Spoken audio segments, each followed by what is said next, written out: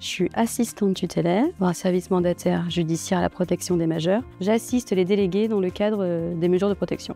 Je fais essentiellement des tâches administratives, donc la constitution de dossiers MDPH, les demandes de complémentaires santé solidaire au niveau de la CPM ou de la MSA. Quand on répond au téléphone, c'est l'environnement global du majeur qu'on peut avoir au téléphone, les partenaires, la famille et le majeur qui est au cœur de sa mesure de protection. Des fois, les partenaires nous posent des questions, on n'a pas forcément la réponse ou dans le doute, on préfère une confirmation par notre collègue. On répond aussi à des mails de partenaires via notre boîte mail. Il n'y a pas d'hierarchie vis-à-vis des mandataires judiciaires. On accompagne les majeurs protégés dans leur intérêt.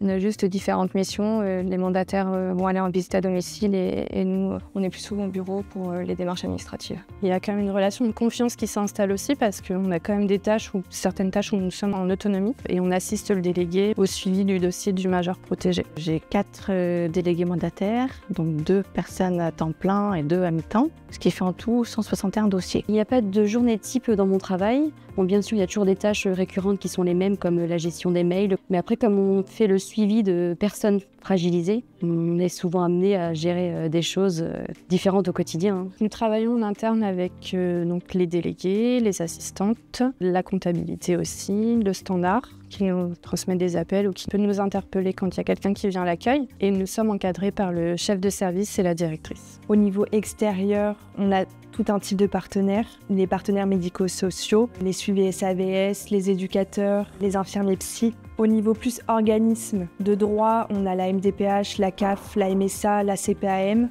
On a également des partenaires familiaux, donc tout ce qui concerne l'environnement du dossier, la famille, les amis. Ça peut être aussi des anciens tuteurs ou des anciens curateurs. Ça peut être des familles d'accueil ASE qui ont accueilli les usagers à leur domicile. Et sans eux, on peut effectivement moins bien exercer nos mesures puisqu'on a besoin d'informations pour l'usager. C'est le délégué qui est responsable du dossier car c'est lui qui a été nommé pour assurer la mesure de protection. Je ne peux pas prendre de décision seule, donc j'ai besoin de son aval en fait pour certaines décisions. L'assistante n'a pas forcément d'autonomie au départ et à force d'expérience, on devient un peu plus autonome. Les actions sont quand même validées par le délégué. Toutes nos actions sont tracées sur notre logiciel, donc il y a un regard du délégué sur nos actions et également de la direction qui peut voir ce qui a été fait ou pas fait dans les dossiers. Il faut un bac minimum, un BTS est quand même apprécié. Le travail en lui-même, ça prend beaucoup sur le terrain. Il faut évidemment être à l'aise sur l'informatique et au téléphone. Je dirais que les principales qualités pour un poste d'assistante mandataire sont l'organisation. La rigueur, on a beaucoup de tâches, donc c'est important de connaître les missions. La réactivité quand on a des missions à faire en urgence. L'esprit d'équipe parce qu'on travaille avec l'ensemble de nos collègues. Et la communication lorsqu'on a besoin d'appeler les majeurs ou leur famille. Nos difficultés au quotidien, je dirais, c'est pas forcément tous les jours, mais c'est souvent la charge mentale parce qu'effectivement, on est amené à faire plusieurs tâches en même temps. Il y a un manque de compréhension du métier, alors notamment de délégués, de ce qu'est une mesure de protection dans sa globalité en fait. Je fais ce métier parce que le fait d'aider des personnes au quotidien, on se sent vraiment utile. Et comme je disais, aucune journée se ressemble.